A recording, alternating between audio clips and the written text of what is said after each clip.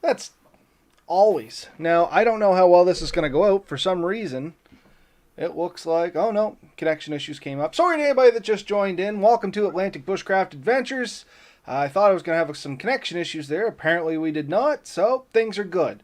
Tonight, episode 175, and we're going to talk about a little bit if technology is taking away or adding to the experience of being out there in the woods, I think is what you're going for, wasn't it, Ben? It's kind of your topics. Why don't you take us down your train of thought? Well, let's start with where this thought came from. So me and you had a brief chat earlier about a piece of technology that you were interested in, that I'm also interested in.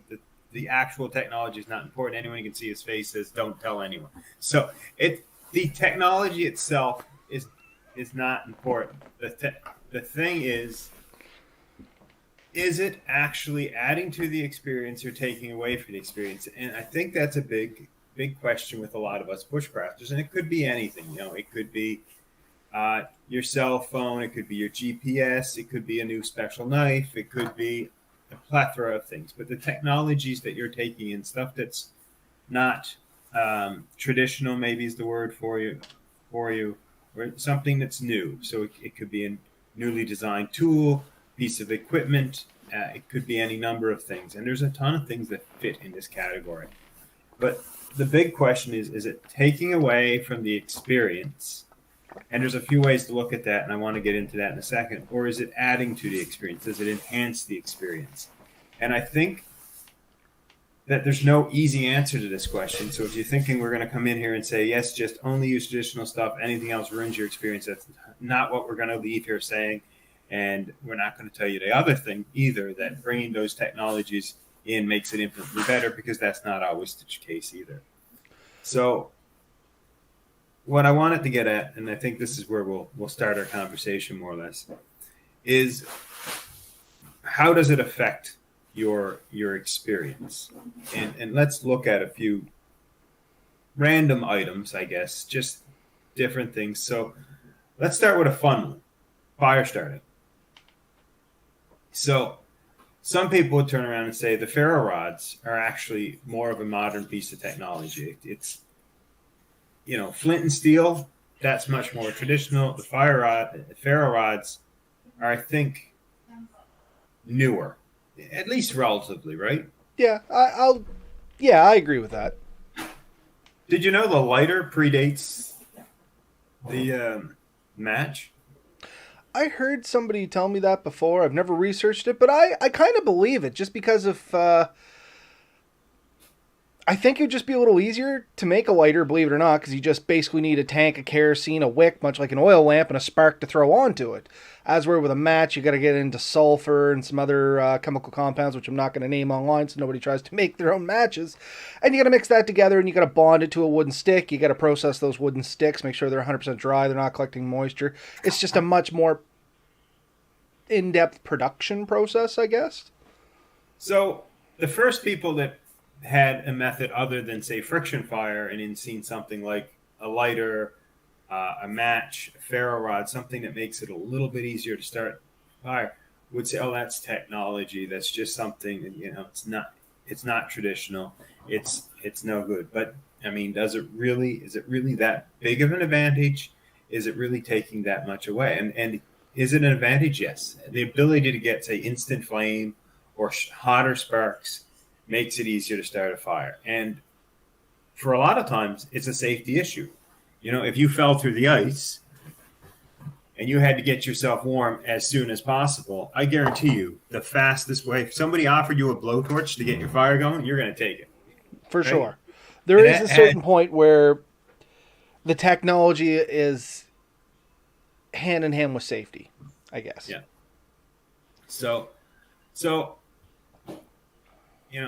is it nice to be able to light a fire with the most primitive means possible, or things you can just find in the woods? Like, if you don't have to bring anything with you, everything you can find is there. Yes, that's a great skill to have. We don't deny it. But knowing that when you walk for a whole day and you're in really out back, back in the woods campsite, and you want to get a little fire and set up, and it's already getting dark, knowing that you can do it in a little bit less time, I would argue that enhances the experience. Otherwise, you might have had to stop an hour before to prep for your fire. Now you know you have a better fire lighting method. You can go a little bit further, experience a little bit more. Dally a little bit longer on that beautiful stream that you seen partway through your trail, but you weren't ready to camp that night, right? That, if that's what you're using that piece of technology for, then it enhanced your experience.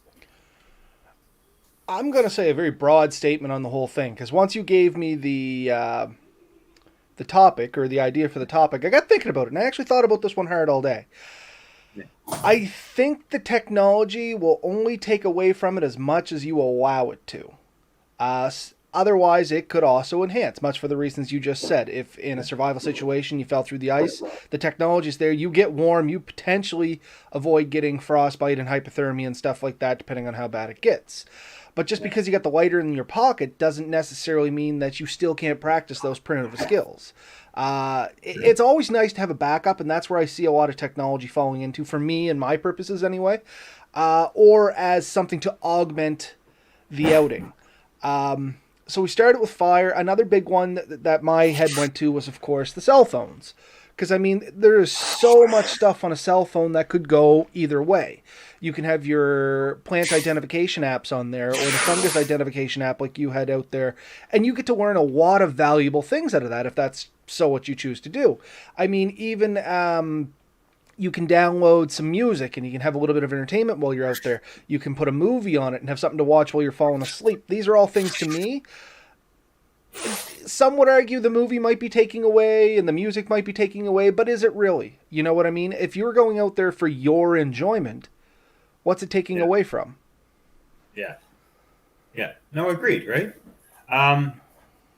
But if, in the same breath, if me and you went camping, you downloaded 72 movies, and as soon as we got there, you pulled your phone out instead of watching your movie and ignoring me, then it's not enhancing my experience. Now I'm more or less alone out there. So do have respect for the people that are with you and camping and interacting with you, because that time and energy spent, that's important time and energy spent, and to be shared. But if you're up late at night and there's no one else up and you just can't sleep and you want something to pass your time, you've got an ebook or a movie, more power to you. I've had nights where I just don't sleep well. Having that distraction has been enjoyable in itself, right? I know for me, and some people may argue this, when I was getting used to staying out in deep woods by myself, like way out there, it's real quiet at night. If anybody has heard the saying, the silence was deafening, that's a real thing. Things get so quiet that, I don't know, I actually feel pressure in my head. You know what I mean? Especially if you're hypersensitive to it and you're still new out there, you're very learning how to deal with it. Like now, it doesn't bother me in the slightest. I actually crave that quiet. But when I was younger and I was getting out there and it was really, really quiet, your mind starts to play tricks and stuff on you. I used to like, at the time, it was a Walkman, I guess. You know what I mean? Throw some music on while I was falling asleep, and it's just some of that background noise to distract from that deafening silence until you get used to it, because it can be a little unnerving. That's another option that I see where it might potentially help. But now, as my older self, I would say no, I'd much take the silence any day, because I'm used to it now. You know what I mean? I come to appreciate it. Yeah. I come to expect it when I go out. Yeah. Another thing with my cell phone, and we've talked about this one before, I've gotten into playing with the manual settings on my cell phone. And so when you go out and you see that picture perfect flower or that sunset, and you get in, you start dialing with your manual focuses and your aperture and all these different things, your shutter speed and your ISO and all. You play with everything that your phone has that allow you to tweak things. And the beauty is you can do some cool things. And I'm by no means great at it. I'm barely passable, honestly, but I enjoy the experience, and it helps me enjoy that moment, because when you're paying attention to that on your screen and you're setting things up and you're seeing how you can tweak it a little bit, you tend to appreciate that thing. And then you start to look at the big picture and the small picture and everything in between to see how you can convey what you're seeing, because it's hard to put it into words. We've all been somewhere and we've looked at it and said, there's no way a camera could take take it all in. You can't really convey what you've seen because it's just too much or it's too, too perfect. And but when you try, you gain a little bit of ability to do that. And I find that sort of means you appreciate it even more. So that's a good one. Even if you're not into fine tuning it, which don't get me wrong, not taking a skill I don't have, and Yeah. I can appreciate it. But if you're just out there and you're a point and shoot kind of person, you just want to use the default settings, it's a great way to make some memories and reflect back on what you had done out there. And I apologize, Nate. I know you're in the comments there. Are you having any audio issues or something like that? My OSB or OBS, what we use here for our video, every now and then it'll like drop red and say that there's absolutely no audio going out, but it seems fine in the live feed. So just let me know, Nate, if you can, bud. Anyway, yeah, if you're just a point and shoot kind of person, that's kind of what I am. You know what I mean? I'm a point and shoot kind of feller. I like to take the pictures. I really enjoy shooting videos, and to me, it's remembering the times I was out. It helps me remember a little bit, or for demonstration purposes, kind of why we started this whole thing was to share some of the knowledge. You know what I mean? Yeah. No, 100%. So I kind of want to get into how could the technology really take away from the experience? And I think when the trip becomes about the technology should only ever be there to enhance the experience and the time. And if you're going out there because of the technology, or when the biggest thing is what next piece of technology you can get, and it starts to eclipse the trip itself, then I think it started to steal things away. And or you're doing something. I was just checking the video settings to see if anything got bumped up, but no. I think it's fine. Yeah. Okay. So in that regards, what I'm saying is, if the technology starts to become the thing, then I think you've missed the point at some point. And you see this. You do see it. You see it in people who they no longer talk about the trip. They talk about the stove they took, or they talk about the brand name they have, or they talk about when that becomes more important in the experience and the trip. Like, it should always be about, the beautiful river I got to see, or the mountains I got to see, or the birds or the animals I got to see, or, how many different plants I could see. But if it starts going, or all you can think about is, thank goodness I had the XBY item, and 17-in-1 water filter, fire starter, and popcorn maker. Yeah, like Which is funny enough because there are some people that's their thing. They really like just playing with gadgets, and if you're just going out to play with the gadget, to me, much like yourself, I'm kind of like, do it in your backyard, save yourself a trip out. You know what I mean? Yeah, no, it can be, and I think it's important. The important thing is to make the trip, the experience, the activity fun and enjoyable for yourself, and make sure that it creates those memories. And if you start to lose that, you really have to sit back and think about what you're doing and how you're doing it, because it means you've lost something. I think. There's other technology that I think adds to the experience better than the original. And I'm thinking like water filtration, purification. I love my Sawyer Mini. I wouldn't go without it. I know the traditional method was you filter it with a piece of cloth or whatever, then you boil the water and you have safe water to drink and everything is great. That's traditional, but it's so much easier just to cycle it through my filter and bam, I got water. You know what I mean? I know I can filter and boil water. I don't necessarily want to do it every single time I want to drink water. No, and it has enhanced our experiences. When we've taken the Sawyer Mini, it means that we didn't have to slow down as much to get water, because if we had to stop and light a fire and wait for it to cool enough to drink,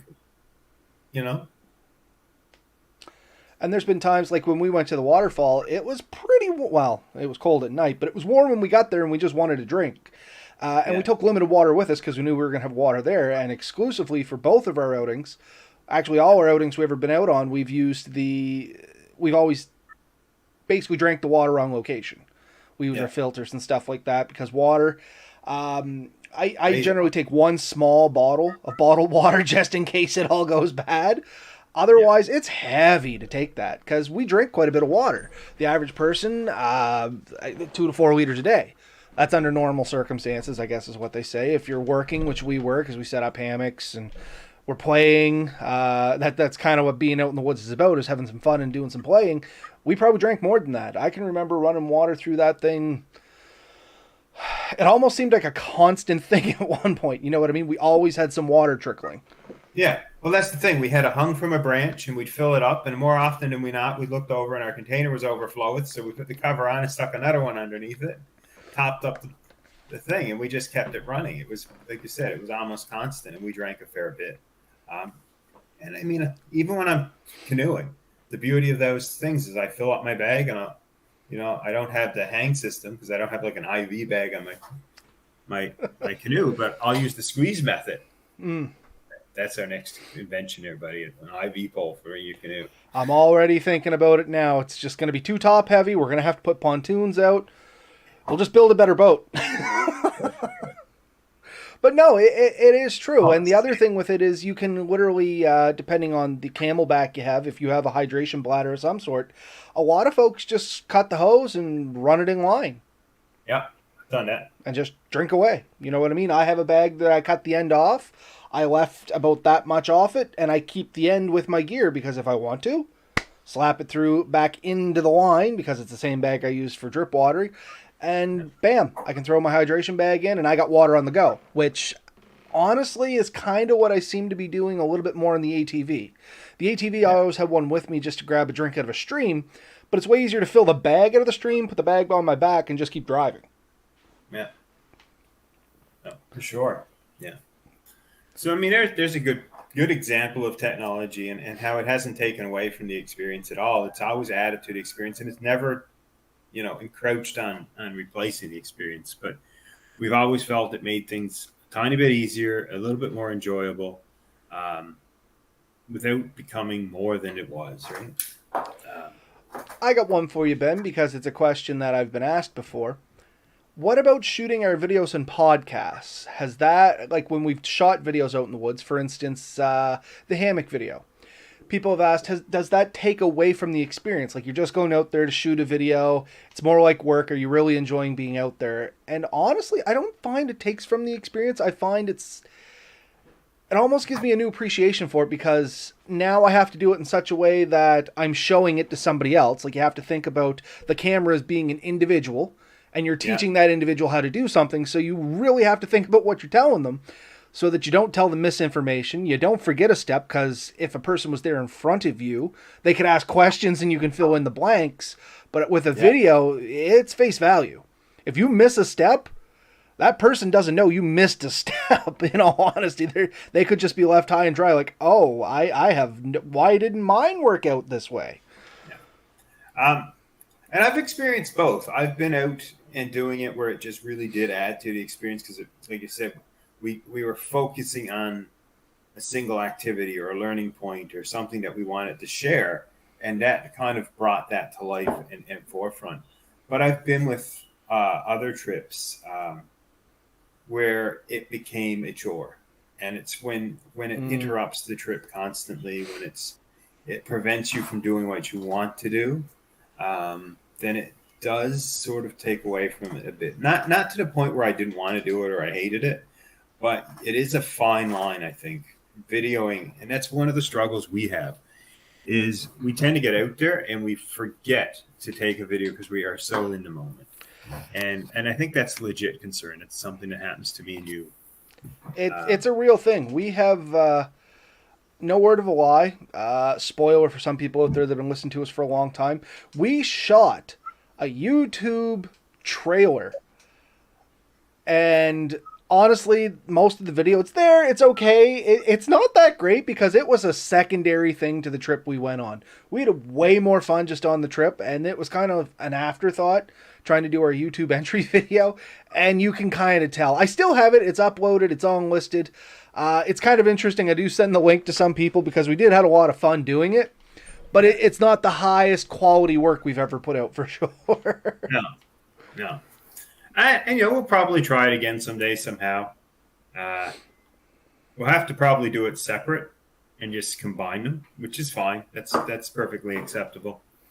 But yeah, no, I mean, it is a fine line. I do find videoing a trip, documenting a trip can be a fine line. And there's people who can do it really seamlessly, and there's people who struggle with it. And I find we struggle with it a bit more because we haven't done it enough. And there's a learning curve to that.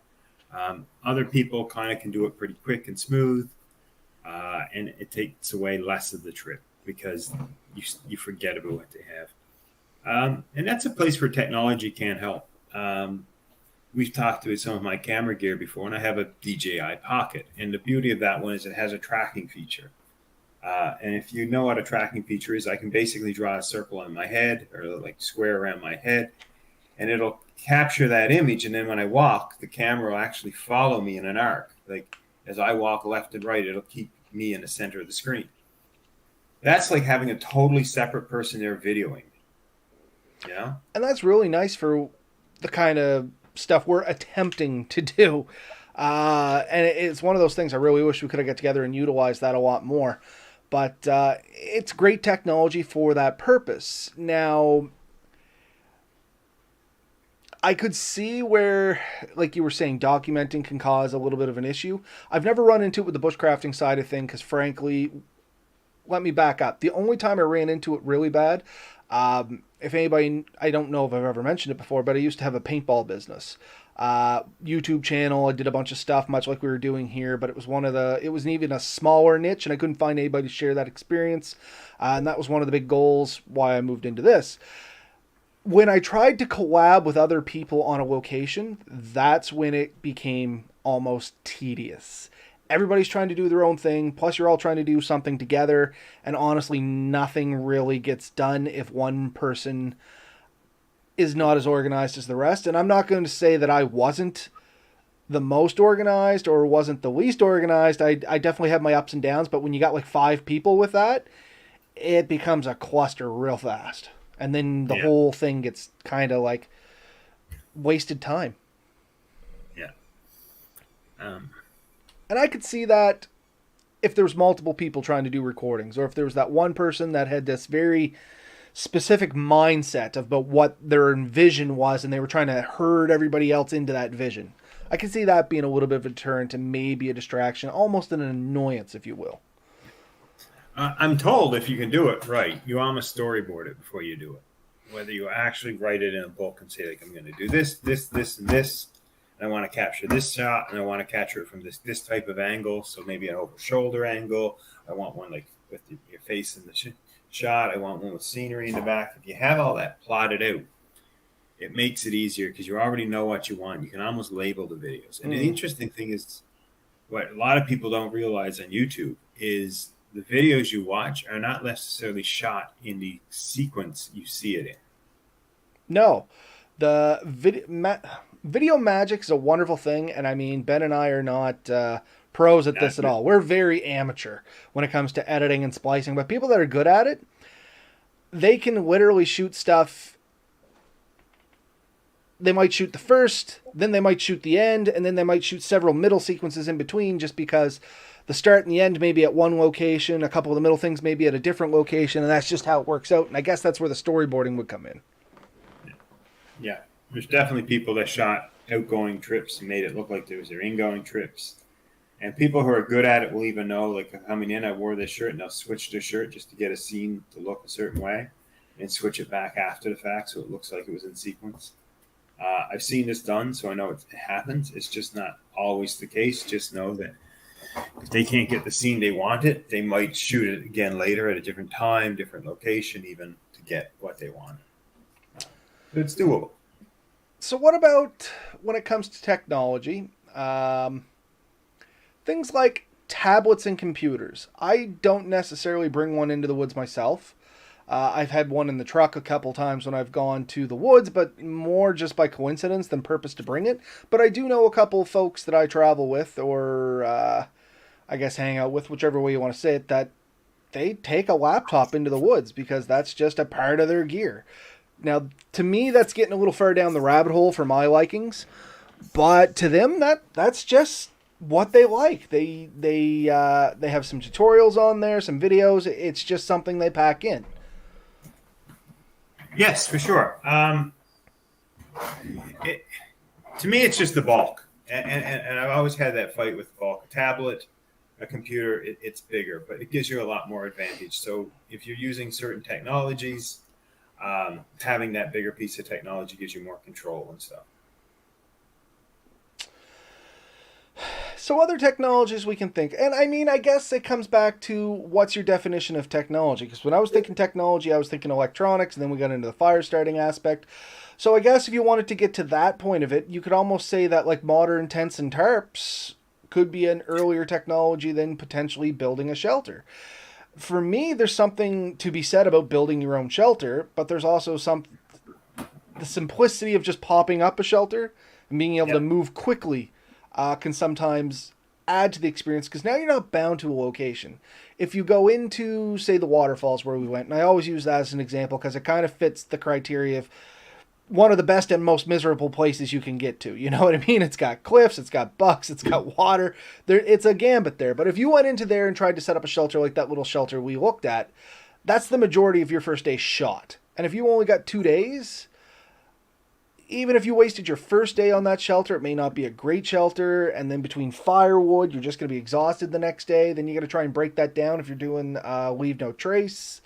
Yeah. It can almost rob your entire trip unless that's your point in going out, in which case maybe that was the perfect thing for you. You know what I mean? I have done that where I've gone out and I like, nope. My goal this outing is just to build a shelter, spend a night in it, and then I can tear it down just to say I've done. Yeah. Yeah. I mean, I guess Golem plays a huge part. When you said tarps and tents, I actually started thinking about like some of the high tech materials you can get, like the Cuban fiber and like the ultralight, super strong, super expensive. Like you can buy a decent nylon tarp or tent for $100, or you can spend $1,000 on a top of the line space aged material that reflects 90% more heat and does this and does that. You know, keeps you warm and hot or cool in the hottest day and warm on the coolest day and does all this weird things. But when does it become all about the equipment and you stop thinking about the trip itself? And it is a line, right? Making that primitive shelter does take a lot of time and energy. And if you get out there and you do it poorly and you're absolutely miserable, then it took away from the trip, right? But if taking that $1,000 piece of equipment in means that you go in and you're able to enjoy everything else and that made it that much better for you, then argumentatively, that's money well spent. Yeah. And that's what I mean. I think the ultimate takeaway for me on technology is it depends on your goal going in. It depends how much you allow any of the technology, be it modern technology to primitive technology, being like, tarp versus high-end tent, pop-up tent versus hot tent with stove. It all depends on how much you let it interfere with what you're doing. Like Ben said, if it becomes your sole distraction, then the trip was almost pointless. You can do that in your backyard. You can do whatever you want if it's all about the gear.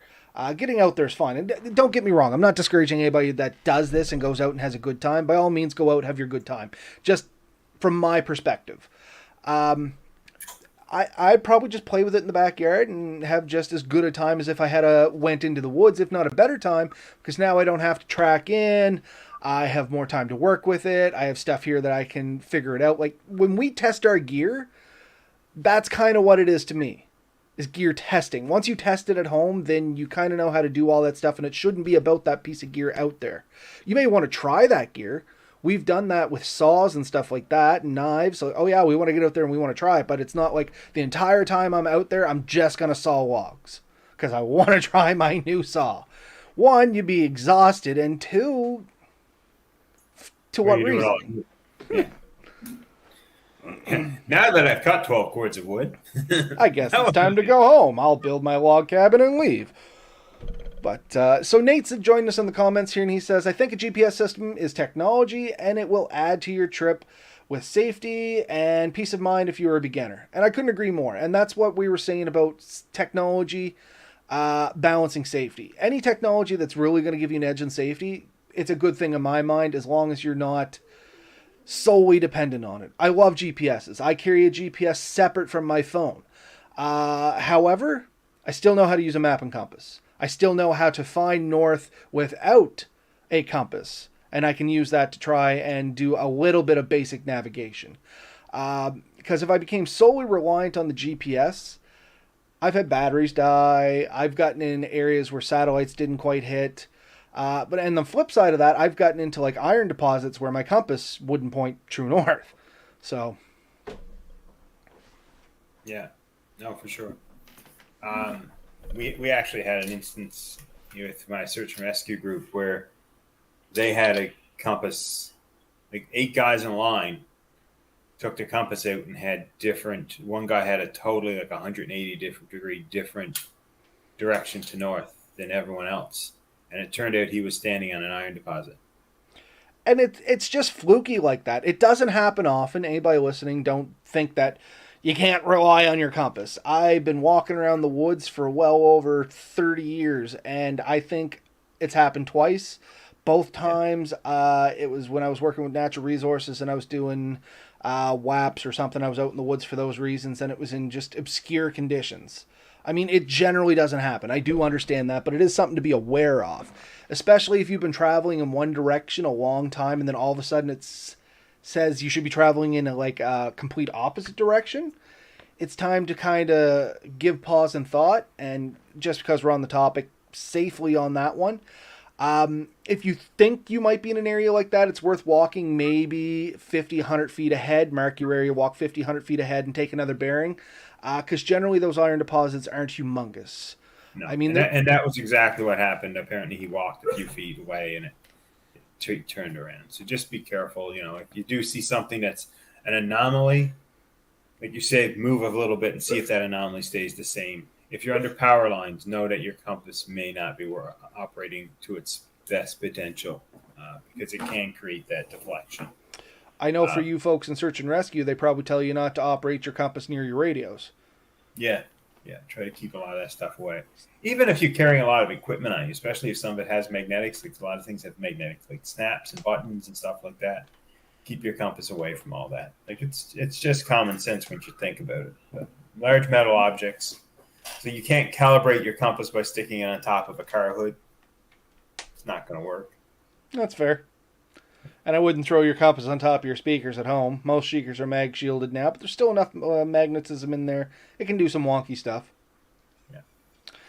But no, I guess bottom line, with technology, it's what you make of it.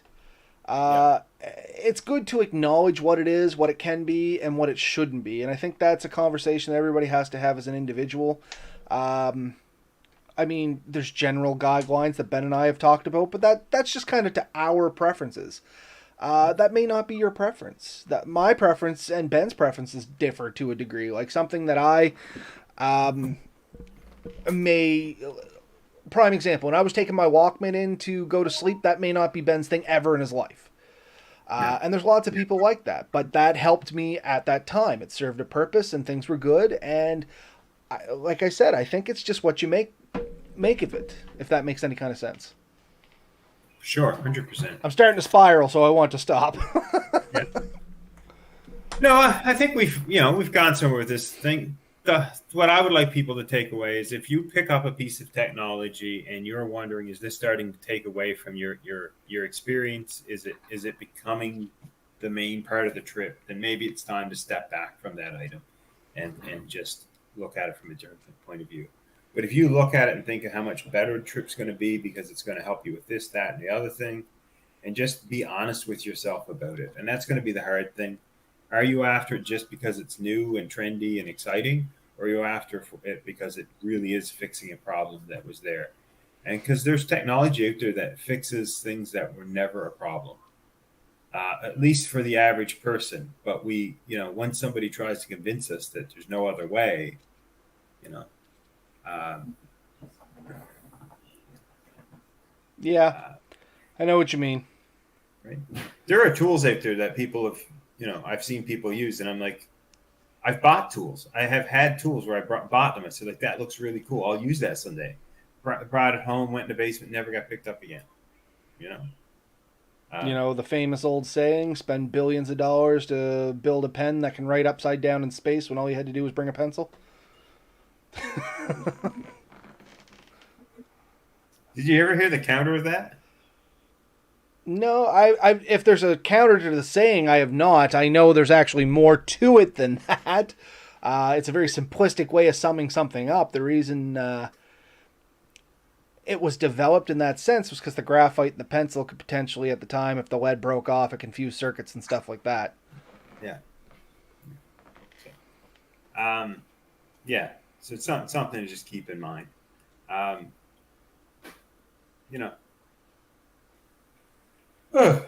Sorry. No, all good. It is getting kind of late.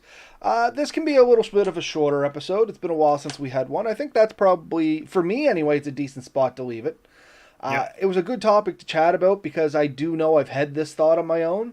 And I thought about it a lot since you told me the topic, and that's why it was a little later putting it up, too, because I was literally rolling around in my head going, well, what's the catch line going to be, and all this stuff. And I'm just like, you know what? It comes down to the individual and what you make of it. And you can make it be great, and you can make it so it ruins everything else. Yeah. And the answer definitely isn't all for one, or, it's not, one answer is not going to answer from absolutely everyone. If you come here expecting that, then we're sorry. Yeah, this was more of one of our open topic discussions. Me and you both do enjoy a lot of technologies. There's technologies I've taken in the woods that I think we both really enjoyed. There's other technologies we've brought in the woods over the time, either separately or together, and we looked at it and said, it's really cool, but I probably won't do it again, or it's not worth the effort. Like, deep frying a turkey, really fun and cool. Are we going to hike one in miles and miles in the woods? Probably not. No, it was fun. It was a lot of fun as a one-off, and we make a lot of jokes to it, to be honest with you. But the truth is, I wouldn't want it every time. One, it wouldn't make it as enjoyable. Two, it would just become work. You know what I mean? 20-pound tank, 40-liter jug, and then like a 13-pound turkey plus all the oil you need. It was a load. And then having to figure out how to keep all that good through the next day. We did build a fridge though, and I think we told that story in a previous episode. Yeah. So no, I mean there are technologies, there are tools that I've seen out there that it's just not practical in the end. It's just a gimmick. But one man's gimmick is another man's treasure. It is, right? No, and that's it. I think, like you said, it's going to be the individual. But, yeah, I think for me, that's probably it for tonight. Nice quick little topic, nice open chat, good segue. Next week, we'll see how that turns out, I think, Ben. You could or could not be here with us. Yeah, I believe I will be in Grossmorn this time next week. So, anyone who happens to be in Grossmorn, you may see me. But that is my plan, and I don't know how much internet I'll have access to. I think there's a lot of people there, and it may just be stressed. I may not be able to reach out. I'll let you know if I can. If not, and no stress either way. And everybody out there that's listening, if you have been following us the last couple episodes, this is Ben's last little leg of the race in his journey to relocating for some personal reasons there. And yeah, so wish him the best. And you folks out there that listen on the West Coast, you'll have to try and meet up. Maybe you can find some new friends out there and you can have some all new adventures with some of our listeners we never even knew we had. So, of course, obviously, since I am going to the West Coast, my first move is to go as far east as possible. So that in the same week, I can say I was in like the easternmost part of the country to the westernmost part of the country. I think it'll be a lot of fun. I think it's still going to be a good adventure for you. And as always, we still plan on bringing as much content as we absolutely possibly can. We're still enjoying this, and things will move forward. Yep. Okay. All right, everybody. Until next week, we'll see you then. Have a good night, y'all.